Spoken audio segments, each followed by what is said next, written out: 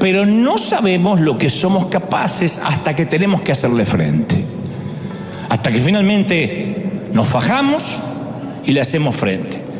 Y en la adversidad, ¿qué aprendemos? A sobrevivir, a mantenernos respirando, gente, que no es poco. El que no aprendió eso durante el 2020 no estuvo aquí. El 2020 nos enseñó que había que seguir respirando. No había otra prioridad. No era mantener ni la piscina, ni pagarle al jardinero, ni tener una mascota nueva, ni comprarse un bote, los que tenían dinero, o trabajar. Era mantente respirando. Caramba, que no es poco. Trata de respirar. Y apenas teníamos una complicación en los pulmones, ya teníamos un pánico. ¡Ay, me voy! Porque había que respirar. Mantente respirando. Mantente respirando significa tienes que atravesar esta situación, como decía el primer ministro británico Churchill, cuando estés atravesando el infierno, por el amor de Dios, sigue caminando. Nadie acampa en el infierno, tienes que seguir caminando.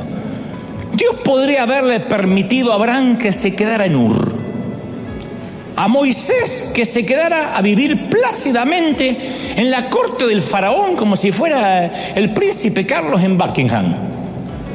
Podría haberle apartado a David de Goliat, que nunca se lo encontrara, a Sadrach, Mesach y Abednego del horno de fuego, a Daniel le podía haber quitado el foso de los leones, a Elías le podía haber evitado conocer a Jezabel, esa hermosa mujer, a Nehemías de la cautividad, podía haberle a Juan el Bautista evitado a Herodes, a Esther de ser amenazada, a Jeremías de ser rechazado, a Pablo de naufragar.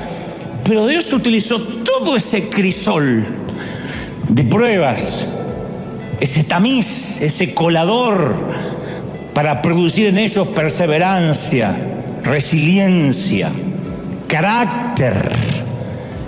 Y permíteme ser brutalmente honesto, que no es lo mismo que bruto y honesto. Brutalmente honesto. Porque uno creen que hay que ser bruto y honesto y ofenden a todo el mundo. No, brutalmente honesto. Es un tema de semántica. Yo, como todo el mundo, detesto las crisis. No voy a hacer una apología en favor de las pruebas, yo las detesto. No tanto por lo profundo del dolor, sino por lo mucho que dure ese dolor. Yo sé que gracias a las crisis, me imagino, que me he vuelto y me sigo volviendo más humilde, más sabio, más flexible, más comprensivo, porque eso producen las crisis. Pero a mí me deja un mal sabor de boca. No creo que haya alguien acá que diga, a mí me encantan las crisis, no creo. A menos que le guste que le peguen con un látigo y otras cosas. Pero si no, no. A mí no me gusta. Todo cristiano va a ser zarandeado. Ese no es el asunto.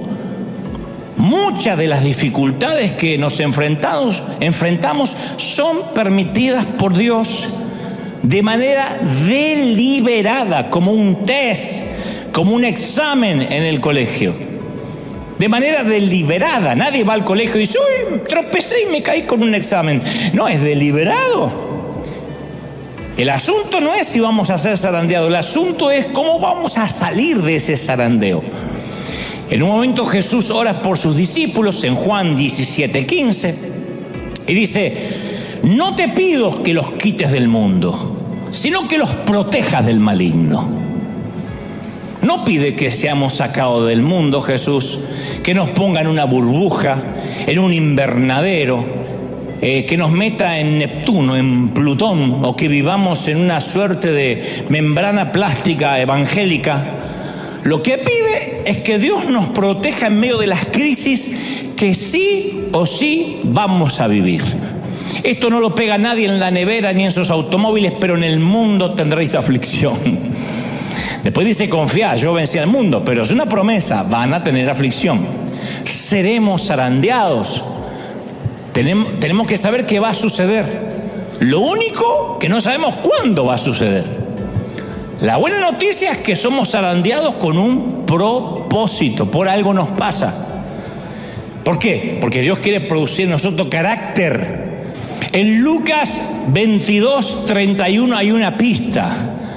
Simón, mira que Satanás ha pedido zarandearlos a ustedes como si fueran trigo. Pero yo he orado por ti para que no falle tu fe. Y cuando tú hayas vuelto, fortalece a tus hermanos. No se pierdan esto. Jesús le dice a Pedro que Satanás los pidió para zarandearlos como se zarandea el trigo en la era, para separar lo bueno de lo malo. Ese es un zarandeo, separar lo bueno de lo malo, cambiar el combustible. Y acto seguido, Jesús anima a los discípulos diciendo que ha orado por ellos para que su fe no falle. Nunca esto me pareció a mí tranquilizador. A mí me hubiese gustado algo como: yo he puesto una orden de restricción a Satanás. Algo como predican los pastores empoderadores de ahora. Dios puso un cerco para que el diablo no te toque y no te va a tocar y no te va. A mí me encantaría eso.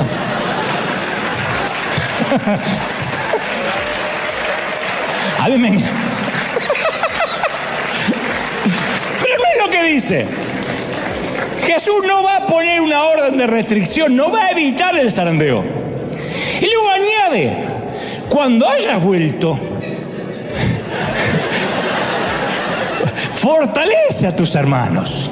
No dijo: si llegas a salir de esta, espero que por lo menos seas un fortalecedor. No vas a salir.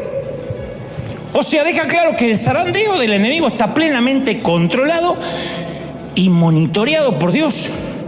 Siempre Dios tiene un plan. En otras palabras: Pedro, yo estoy orando por ti. He intercedido a mi Padre y hemos concluido en lo siguiente: vas a negarme 3 veces, vas a llorar, cuando llores te vas a arrepentir, cuando te arrepientas te vas a convertir en una roca, y sobre esta roca, sobre ese carácter voy a edificar mi iglesia. ¿Está claro? Chao, que la pases lindo. Notemos quién tiene el control.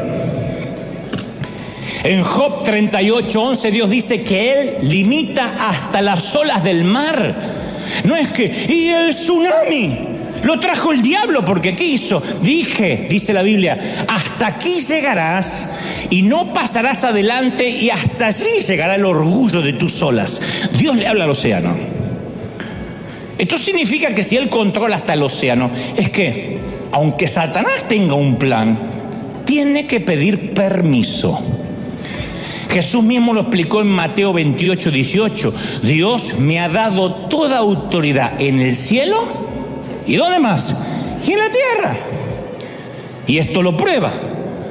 Marcos 1:27 afirma: Él manda aún a los espíritus inmundos y le obedecen. O sea, no hay temporadas en que Jesús tenga más autoridad y temporadas donde Jesús tenga menos autoridad. El lobo no puede tomar la oveja sin el permiso del pastor, y el pastor solo va a permitir cierto ataque si el proceso a la larga valga la pena. ¿Estamos hasta ahí, sí o no? Entonces, ¿cuál es el propósito de la prueba de Pedro? Que vuelva y dé testimonio a la iglesia. Cuando vuelvas, confirma a tus hermanos.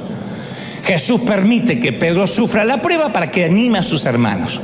Entonces, nuestra dificultad, esta enfermedad de ahora, esta crisis, nos está preparando para ser una voz de aliento. Dios no quiere más una iglesia que finja poder. Quiere una iglesia que haya atravesado las pruebas, las crisis, haya tocado fondo y en el fondo haya encontrado roca y lo pueda contar. Allí está Jesucristo, hay roca. ¿Sí o no?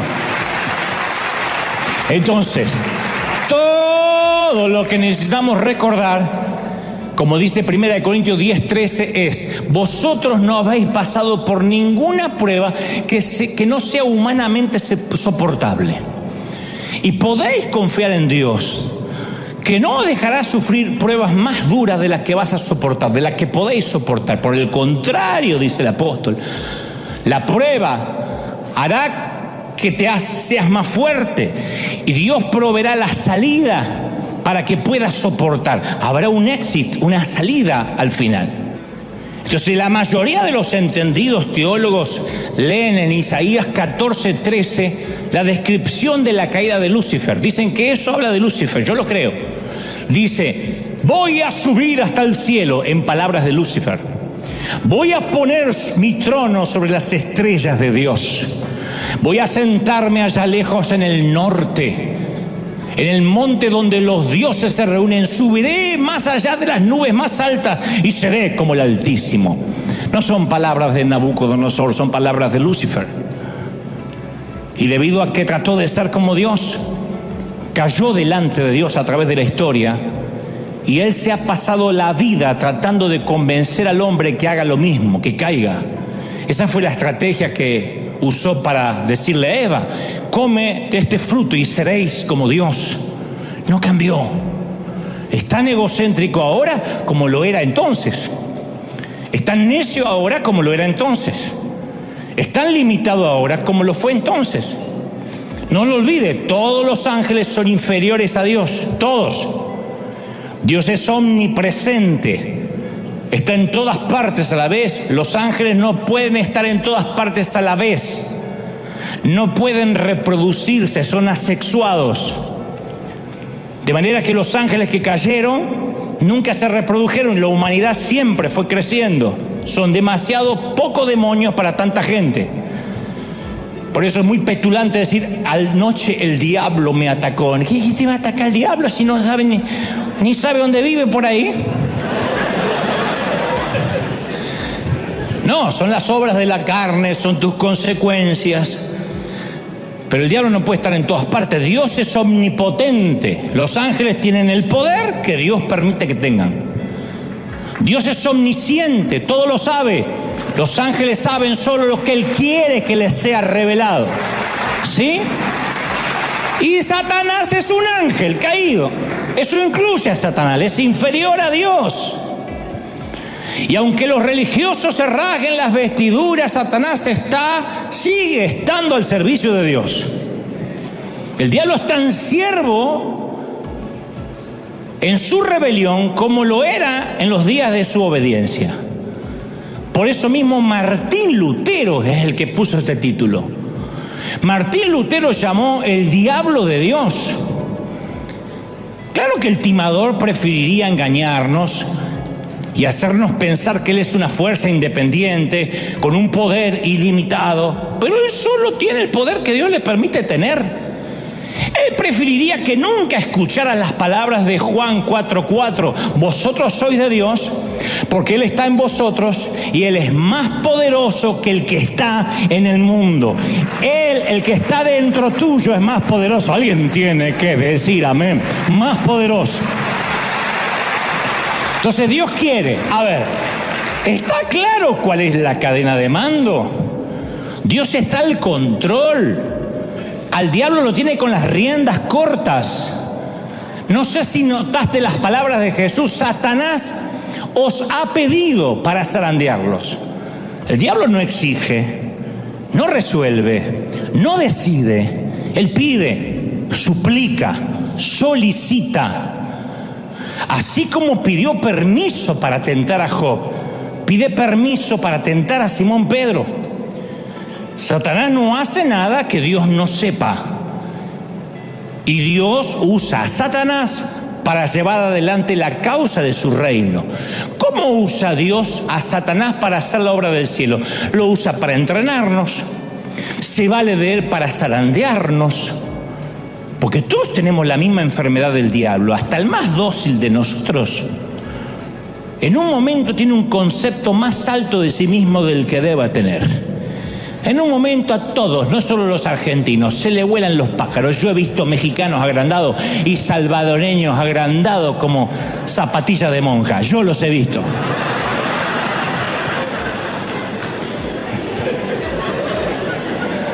Tal parece que Pablo también. Porque uno va al currículum vitae del apóstol Pablo y claro, un encuentro personal cara a cara con Jesús resucitado, participante de visiones celestiales, apóstol escogido directamente por Dios, uno de los autores de la Biblia, sanó enfermo, viajó a través del mundo, escribió uno de los documentos más grandes de la historia.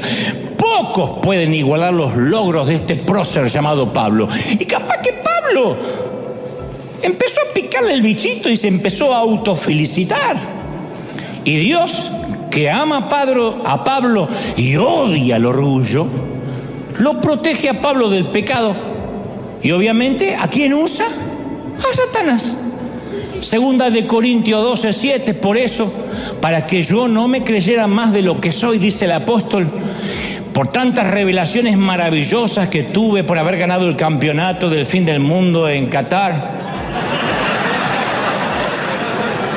No sé si estaba eso, pero creo que lo hubiese mencionado. Se me ha dado un sufrimiento, una espina clavada en el cuerpo, un emisario de Satanás que vino a maltratarme. No se nos dice la naturaleza de su espina, pero se nos dice el propósito, el origen, para que Pablo siga siendo humilde. Un emisario de Satanás.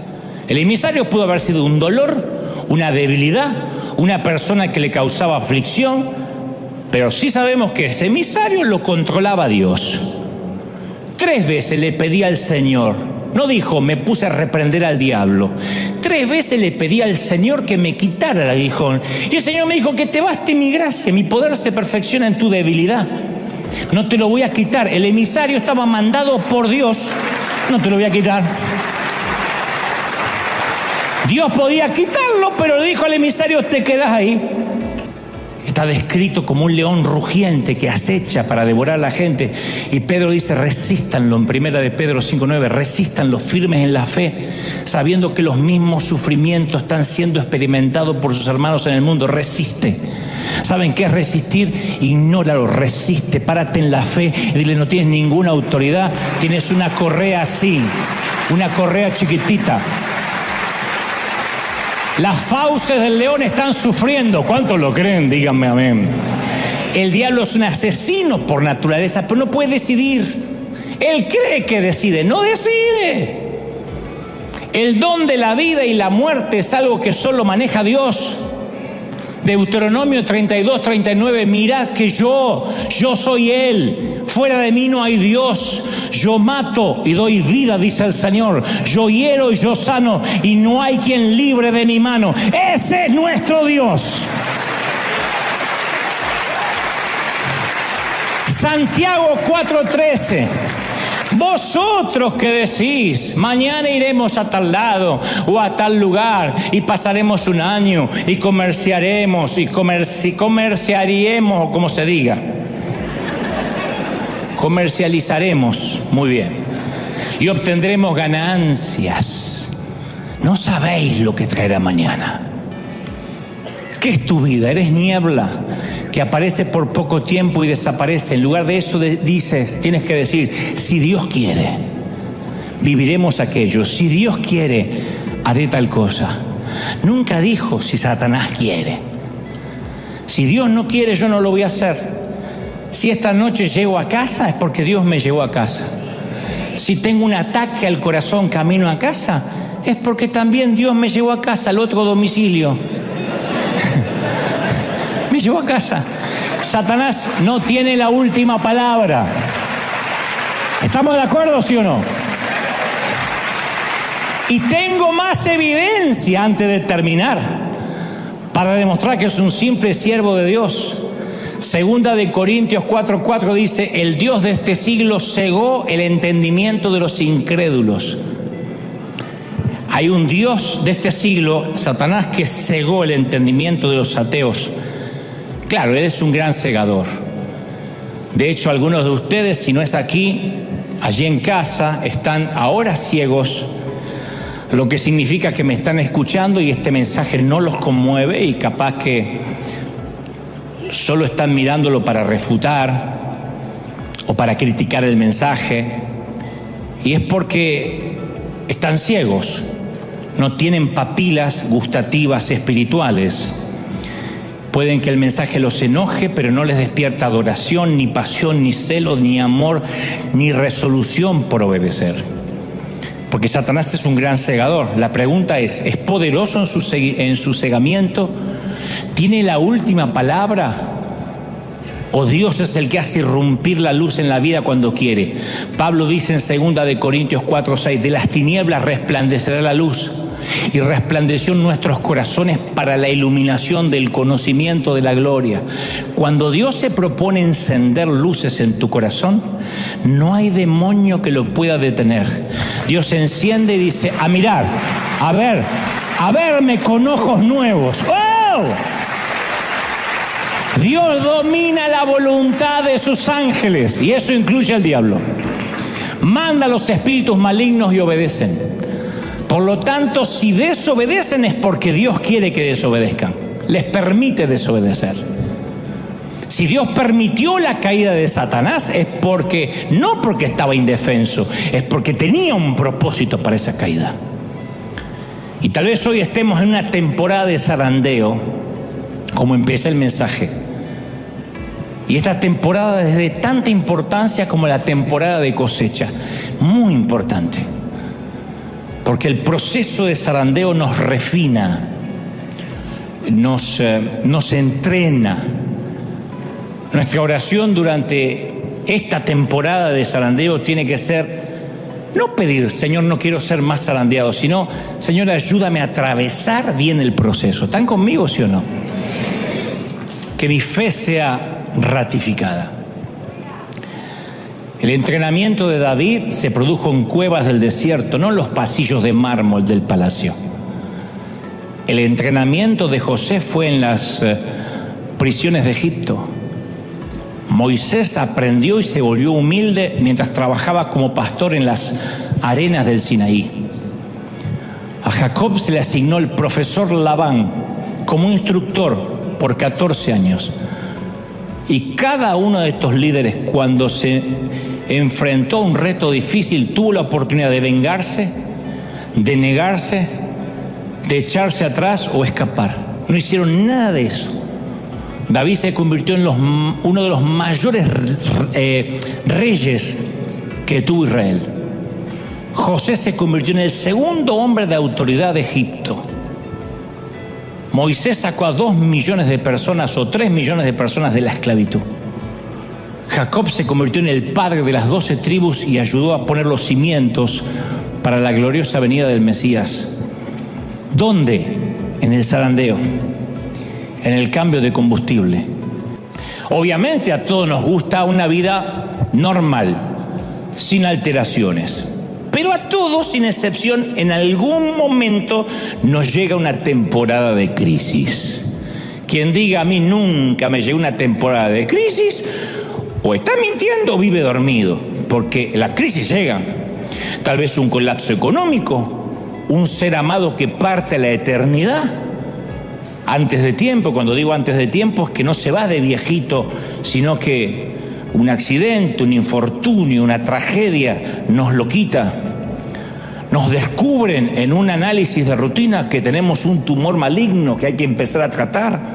O nuestro hijo toma un camino que deshonra todo aquello que le enseñamos y todo aquello en lo cual creímos, y de repente nos deshonra. No queremos ni que miren las redes sociales de nuestro hijo porque nos avergüenza. Cierta vez yo conocí a una mamá que el bebé que tenía en su vientre le habían diagnosticado grandes defectos cognitivos y los amigos no sabían qué decirle. Entonces algunos decían: no, el bebé está sano, tienes que confesarlo, tienes que tener fe, y oraban por la pancita de la mamá y todos se pusieron a orar y el bebé no nació sano, como suele pasar.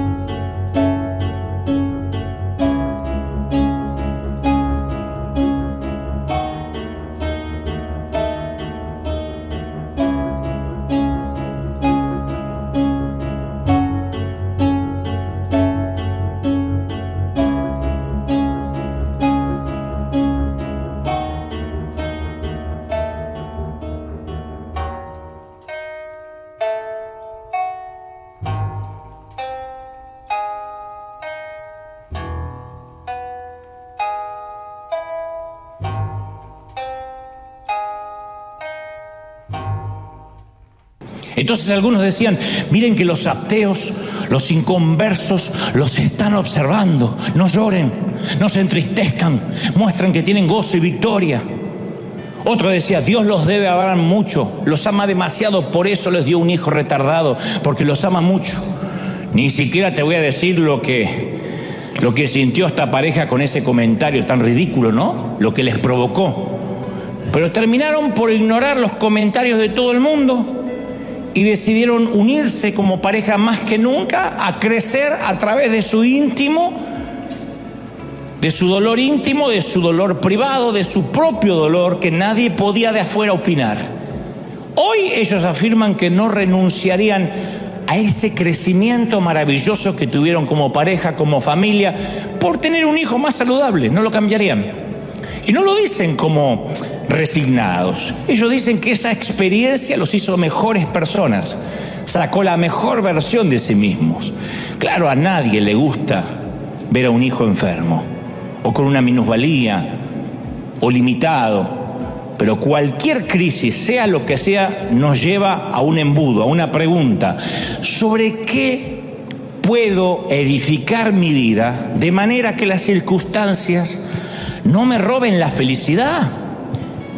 ¿Sobre qué tiene que estar edificada mi vida para que, pase lo que pase, yo siempre siga teniendo gozo? Los investigadores observaron que las personas que son capaces de enfrentar la adversidad terminan siendo más fuertes que antes. Hay toda una generación de cristal que se ofende por cualquier cosa, que un vientito ya, ay, sí, no voy mal a la iglesia porque me miraron mal, me sacaron mi asiento. Que acá no pasa, pasa en el otro servicio. Pero hay otra generación que se ha hecho fuerte, a fuerza de que de golpes. Y así como existe el estrés postraumático, los investigadores hablan del estrés o del crecimiento postraumático. Del crecimiento postraumático, los traumas que hacen que nos desarrollemos, que tengamos otro carácter. Y estos investigadores sostienen que la adversidad conduce al crecimiento. La adversidad nos hace fuertes, o sea, la adversidad nos lleva a crecer más que ninguna otra cosa que pueda existir. La adversidad es lo que nos hace crecer. Muéstrame una mujer, un hombre que tuvo adversidad en su vida, y yo te voy a mostrar a alguien con carácter firme, no necesariamente amargado o amargada. Porque en la adversidad descubrimos de qué estamos hechos. Un líder, ¿cómo se muestra un líder? Y en tiempos de pandemia, en tiempos de tempestad, de zozobra, en tiempos de los vientos golpean la barca, ahí es cuando se para un líder. En los tiempos de recesión, en los tiempos de guerra, uno ve lo que tiene dentro como si apretara un dentífrico. Y a veces decimos, ay, yo nunca podría pasar lo que pasó a esa persona. Yo creo que si estuviera en su lugar me moriría. No me digas que no lo pensaste alguna vez viendo a una pareja de padres en un panteón enterrando un ataúd blanco, echando un puñado de tierra sobre el ataúd en donde yace su niño. Tú dices, yo vivo algo así y creo que no salgo nunca más debajo de la manta, o me tiro encima del cajón. Y luego atravesamos algo similar o peor y vemos que el corazón sigue latiendo, que el mundo sigue girando, aunque muchas veces nos queremos bajar. El mundo sigue girando. Uno quisiera que el mundo se detenga, que esté en low motion, en cámara lenta, porque hoy tenemos un funeral. Y el mundo sigue. Siguen los vendedores en la puerta, sigue alguien chismeando, sigue la suegra diciendo, los voy a visitar un día de esto. La vida sigue. Resiliencia, como nosotros con los hijos. A ver, hijo, prueba de hacerlo tú solo, hasta para enseñarnos a andar en bicicleta. Yo recuerdo cuando no me caí de la bicicleta, me caí de la confianza. Mirá qué profundo. Mi papá dice, vamos a andar en bici. Yo tenía las rueditas esas que están atrás que te sostienen. Y mi papá dijo, ya es hora de quitar las rueditas. Tienes 18, no, 5 o 6 años. Bueno, pero si me vas teniendo, y mi papá me iba teniendo así, vamos.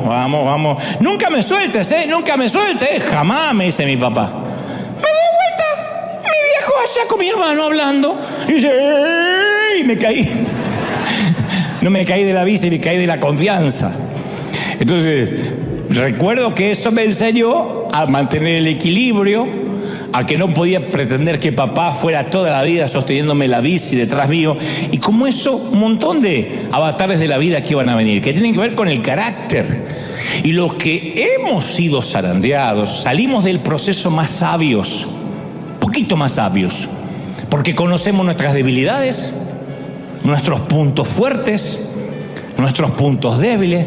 Mira, yo te voy a revelar el secreto más guardado del liderazgo cristiano, y con esto me van a querer quemar mis colegas, pero te lo voy a revelar. Antes de revelarte ese secreto, te quiero contar que para ciertos motores, si acaso la mayoría, existen muchos combustibles. Muchos. La gasolina es un combustible volátil. Los autos que compiten para ganar carreras quieren que tengan la gasolina más combustión y le añaden óxido nítrico a la mezcla para que tenga más combustión, más explosión. El petróleo es otro combustible, aunque no tan explosivo como tampoco lo es el diésel que usan los tractores. Algunos combustibles son muy buenos y otros son destructores. Todos son inflamables por naturaleza. Todos producen cantidades incalculables de energía, porque hay algunos que van destruyendo el motor por dentro y le van acortando la vida cada vez que lo encienden. Por eso los motores de los autos que corren carrera tienen que ser rectificados continuamente, cambiados continuamente, porque los va comiendo por dentro. Y este es el secreto más guardado del liderazgo cristiano. Cuando comenzamos a servir al Señor, no todos usamos el mejor combustible. Por ejemplo, algunos usan un combustible llamado codicia, que puede mover a una persona y a un ministerio completo por años. Su gasolina es la codicia. Quiero más, quiero una iglesia más grande, quiero más dinero, quiero más autos, quiero más vacaciones. Hay otros combustibles como la inseguridad, el orgullo, el espíritu de competencia, la necesidad de reafirmación, que me vean, el que dirán. Y esas cosas pueden mantener a los líderes en pie algunos años, pero no logra producir en ellos carácter ni mantenerlos hasta el final. Son los que preguntamos por ellos y ya no sabemos más. Están 2 años, 5 años, 10 años en el mejor de los casos, y después no nos enteramos más de ellos, porque la gasolina los consumió por dentro porque no era la correcta. Filipenses 1:15 dice: algunos a la verdad predican a Cristo por envidia y por contienda, dijo Pablo, otros de buena voluntad. Pero algunos tienen como gasolina la envidia. Algunos salen a predicar todos los días por contienda. Me voy a parar tras el púlpito a atacar a aquel pastor. Y predican. Y la palabra no vuelve vacía, y algunos son tocados, pero su combustible los va corrompiendo por dentro, los corroen. Y algunos son tan poderosos, esos combustibles, que los líderes los sacrifican todo en el altar que ellos mismos crearon en su ego, a su ego. Y los va consumiendo. Ahora, todos queremos servir a Dios, pero en el fondo, todos en algún momento hemos usado diferentes tipos de combustibles.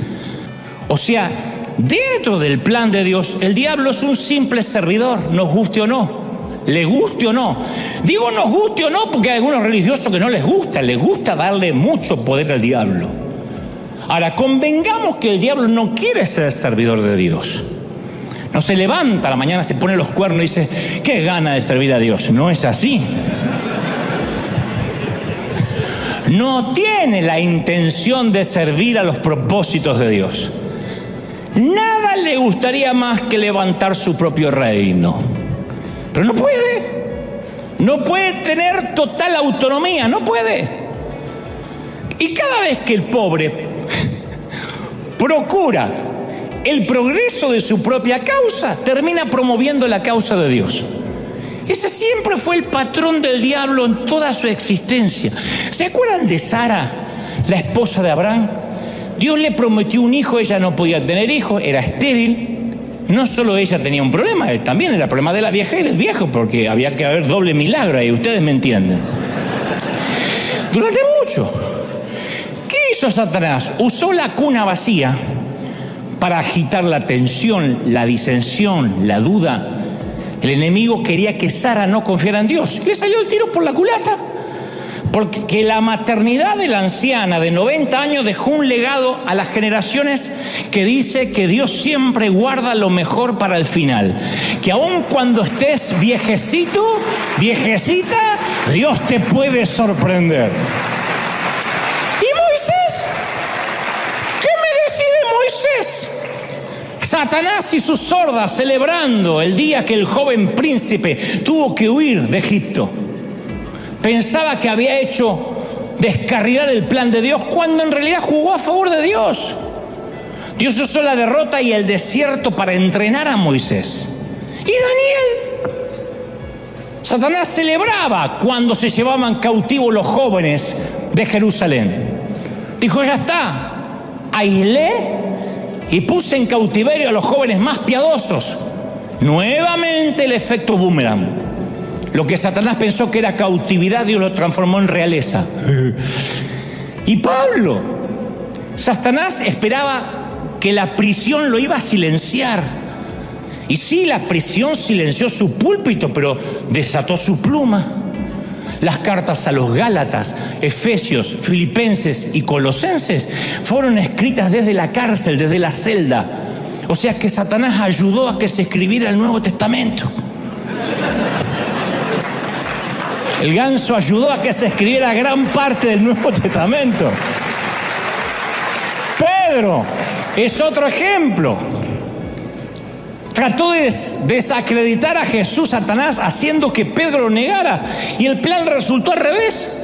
Porque en vez de ser un ejemplo, Pedro, de hasta dónde puede caer una persona, hoy es un ejemplo de hasta dónde Dios puede extender su gracia. Entonces, cada vez que Satanás arma un plan, le termina explotando en la cara. El diablo es el coyote de la Warner Brothers.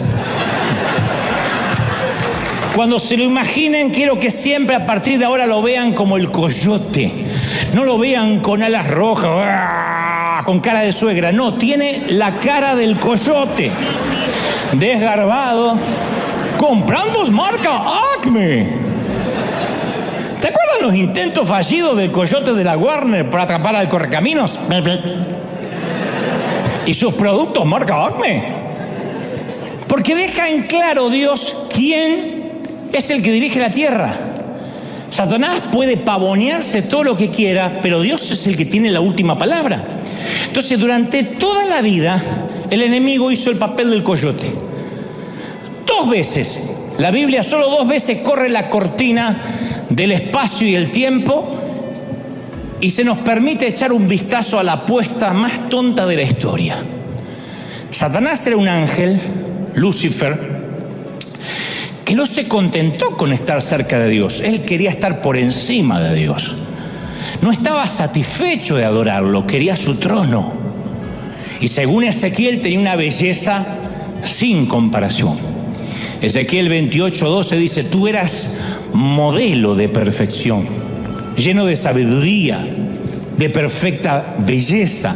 Estabas en el Edén, el jardín de Dios, adornado de toda clase de piedras preciosas y caminabas entre las estrellas. Tu conducta fue perfecta desde el día que fuiste creado hasta que apareció en ti la maldad. El tipo caminaba pechito de paloma como un argentino por las nubes así. Era una mezcla de Ronaldo con el talento de Messi. Y las ganas de Chicharito. Y tanto Ezequiel como Isaías, describen al ángel más hermoso que cualquier criatura, sin embargo, más necio que cualquier otro ser que haya vivido. Porque el orgullo fue su caída.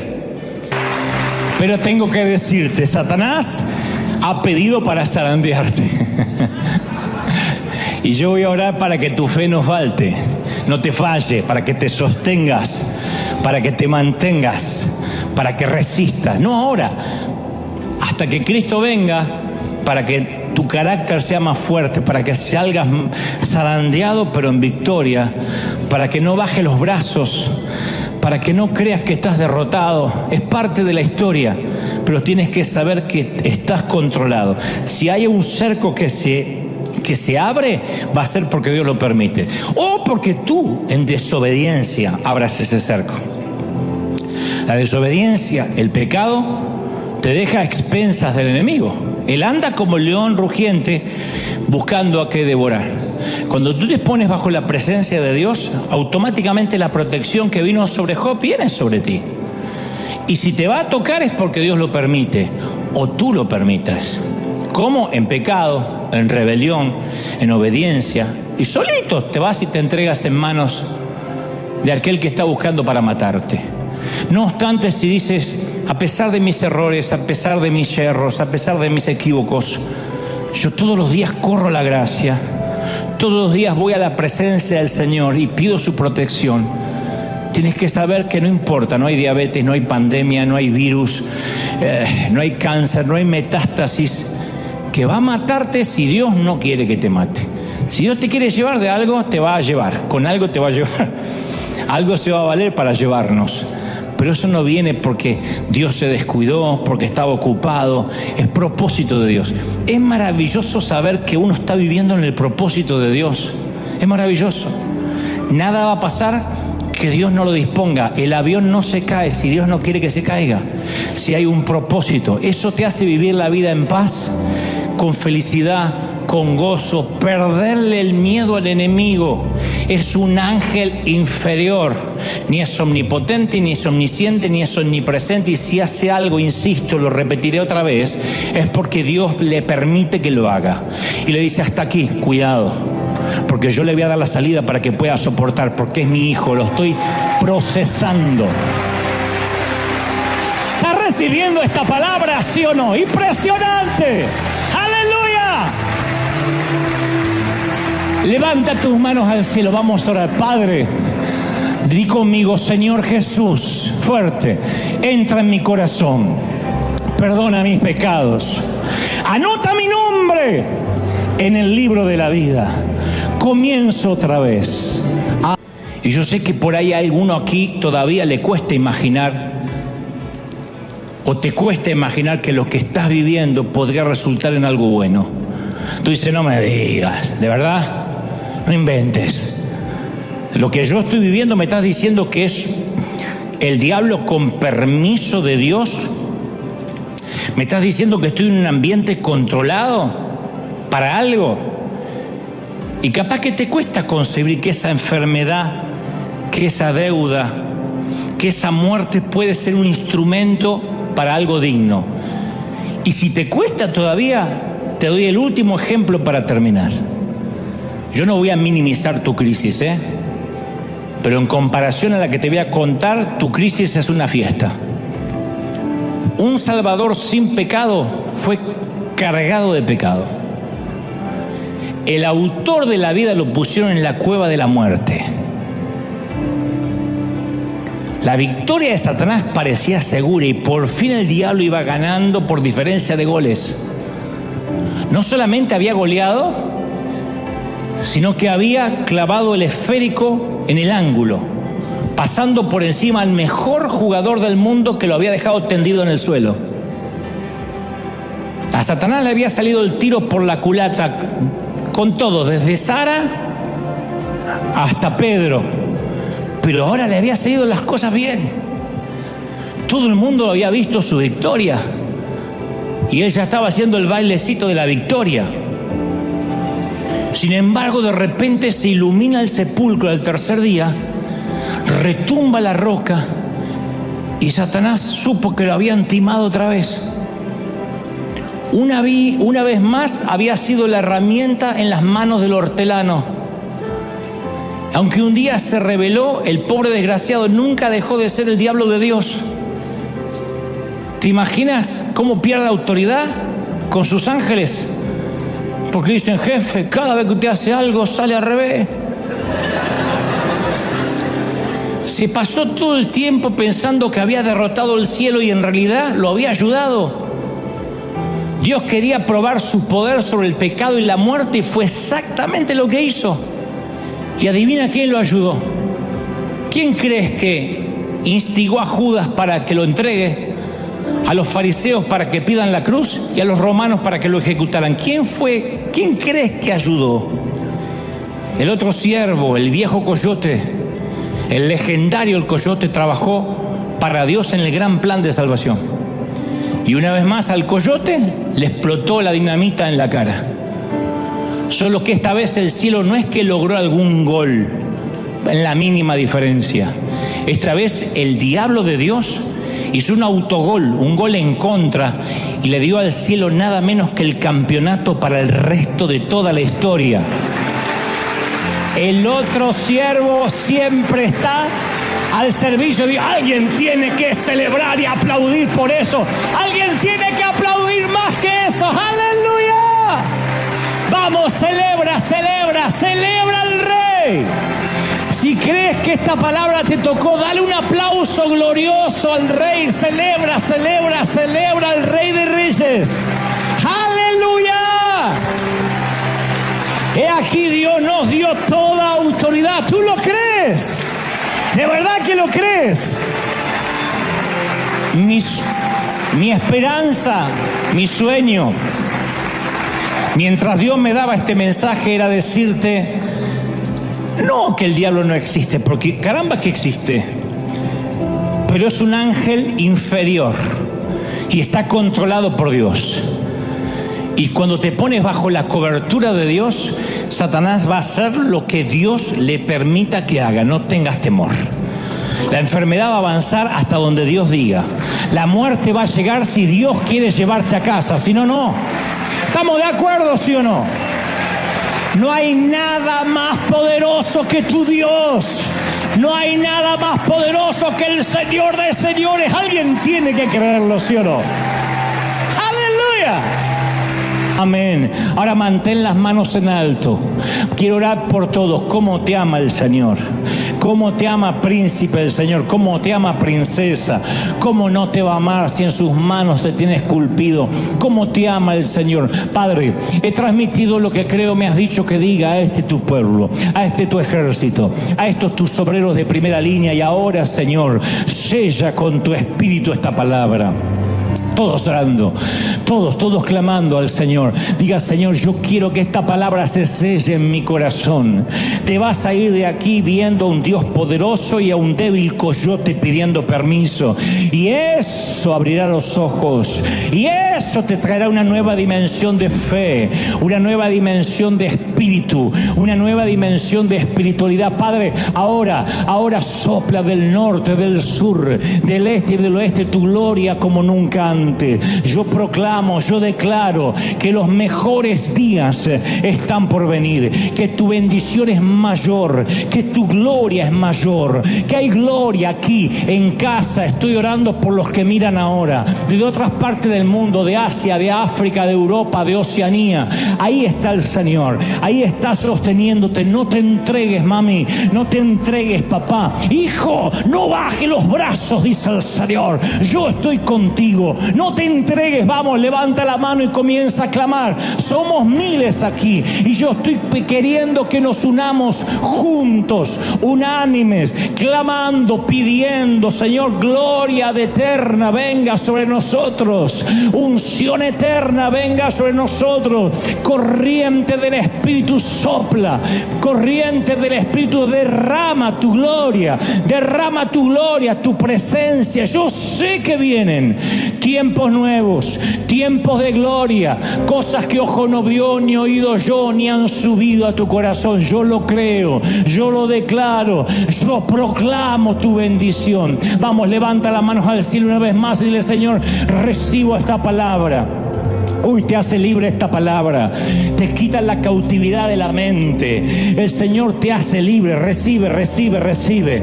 Estás viendo no solo a Dios, sino hasta al enemigo con ojos nuevos. Y cuando ves al enemigo con ojos nuevos, dice, no tengo de qué preocuparme. Si hay alguien con temor, porque ha abierto puertas, dile, Señor, yo me meto bajo tu cobertura.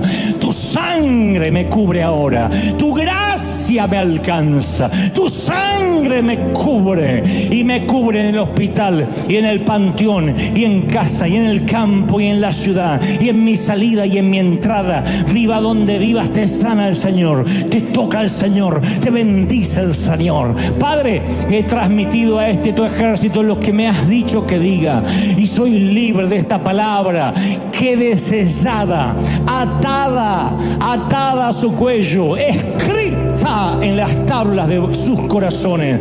Lo creo, lo declaro. Di conmigo, Señor Jesús, me voy libre, fuerte, de la cautividad del enemigo. Estoy bajo tu protección. Tú me cuidas, fuerte. Tú me controlas. Tú me monitoreas. Estoy bajo tuyo. Estoy bajo tu protección.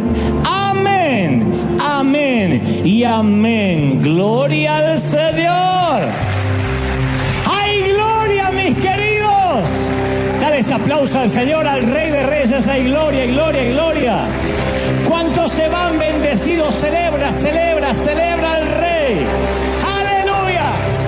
Chao, gente. Hasta el domingo que viene. Que Dios te bendiga. Chao, chao, chao, chao. Chao, bendecidos.